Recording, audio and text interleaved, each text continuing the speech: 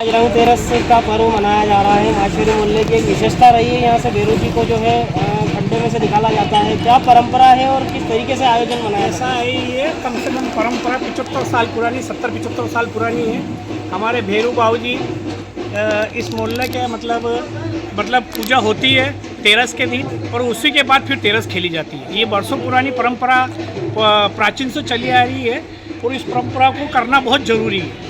उसी के बाद तेरस होता है, क्योंकि भैरू बाबू जी की पूजा होने के बाद और उनके बाद ही तेरस खेलते हैं। तो यहाँ से सीधा भैरू बाबू जी को ले जाएंगे यहाँ कुएँ पे, और वहाँ उनको चमड़े की खाल से नीला धुला के और उसका बिल्कुल पूजा पाठ विधि विधान से कराने के बाद चारों तरफ घुमाएंगे और चौधरी मोहल्ला लेते हुए फिर वापस माहेश्वरी मोहल्ला आएंगे। गेर कहाँ से प्रारंभ होती है? माहेश्वरी मोहल्ला से प्रारंभ होती हुई अपनी शहर के पूरे इस मोहल्ले में होते हुए और सभी लोगों को दर्शन कराते हुए और दर्शन लाभ और आशीर्वाद दिलाते हुए और सबको आराम से सद्भाव और प्रेम से खेलते हुए और सबको आज जो तेरस है उसकी सभी देश निमस सिटी वासियों को सबको हार्दिक बधाई और शुभकामनाएं।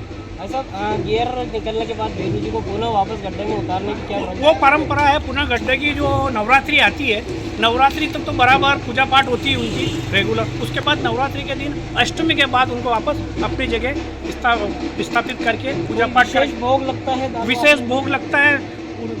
पहले भैरू बाबू जी की पूजा होती तो पहले उनकी पूजा पानी से अच्छे नीला धुला के और उसके बाद उनको सिंदूर मारी पन्ने और ये सब करके उसके बाद उनके लड्डू बाटी का भोग लगता है और फिर उसके बाद गूगल और सबकी धूप लगा के और इस सब प्रकार इसकी पूजा होती है। क्या पूरे वर्ष भर फिर वो गड्ढे में रहते हैं? बराबर पूरे वर्ष भर वो रहते हैं और ये समय आता है और इसी समय वो वापस ये पूजा पाठ और विधि विधान से होता है। 75 साल राकेश भाई।